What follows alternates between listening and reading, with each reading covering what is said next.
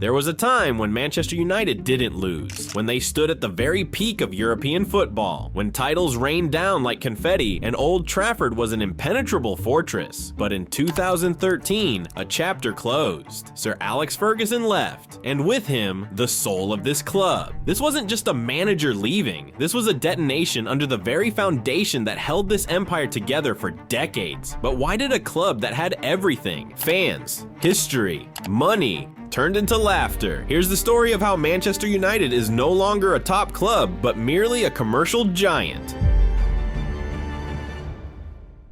For 26 years, Sir Alex Ferguson built a dynasty, 13 Premier League titles, 2 Champions Leagues, dozens of stars, but one true leader. His departure left a void that no one could fill. Despite countless attempts, no one has come even close to Ferguson's level.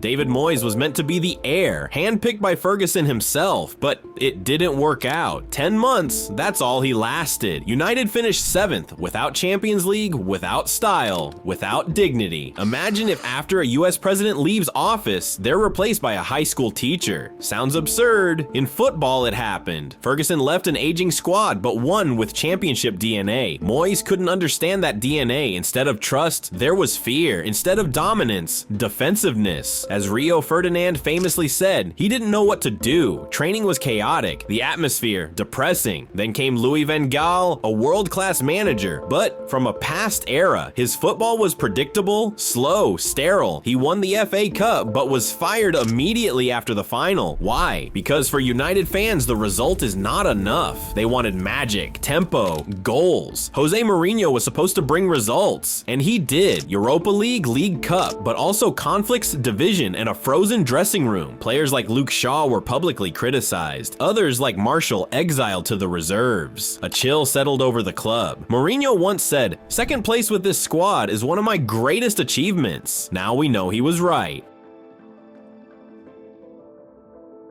And so United spiraled. Every new manager was supposed to rebuild the team. Everyone was supposed to be the messiah. Everyone failed. But the problem wasn't about the manager. The problem was bigger than this.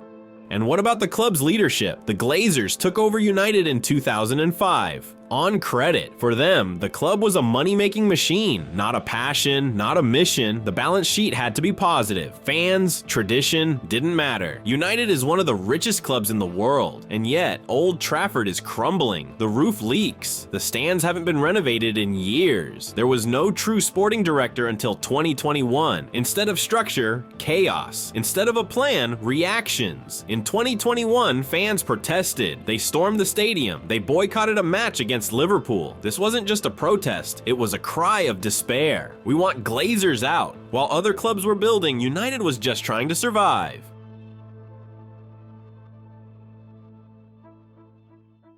Since 2013, the club has spent over £1.6 billion on transfers. But where did the money go? Angel Di Maria arrived as a star from Real Madrid, couldn't adapt to England, left after a year. Paul Pogba, record transfer.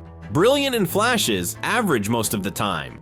More on Instagram than on the pitch. Romelu Lukaku, strength, numbers, but no chemistry with the team. Alexis Sanchez, one of the most expensive contracts in Premier League history. In return, 5 goals in 45 matches. Harry Maguire, 87 million euros, now a symbol of mediocrity and errors. Jadon Sancho, Antony, Casemiro, Mount, potential but no fitting vision.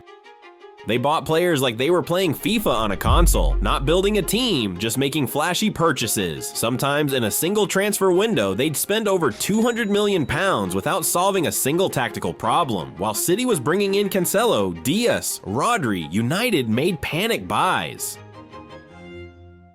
It's been over 10 years since Ferguson left. United has had 7 managers, each with a different philosophy, each with a different idea, each with huge pressure and broken promises. Van Gaal, control, position, stability, but also zero emotion. Mourinho, fight, mentality, pressure, but also toxicity and distance. Solskjaer, romance, United DNA, academy, but no tactics. Rangnick, pressing, system, structure, but no one listened. Ten Hag, Swag, order, discipline, professionalism, but no miracle worker. Each new manager inherited a broken team. Instead of rebuilding, they got window dressing. Instead of support, demands. Ten Hag won the League Cup, reached the FA Cup final, finished third in the league. But in his second season, chaos, injuries, defeats, pressure, foolish excuses. The Dutchman, without a doubt, never found his footing at Old Trafford. On the horizon looms Ruben Amorim, young, ambitious, and once hailed as the manager of the future. His sporting side dazzled with clear vision and fearless football. But as he steps into the storm of Old Trafford, can his philosophy survive the chaos? Or will he too become another chapter in United's story of wasted potential?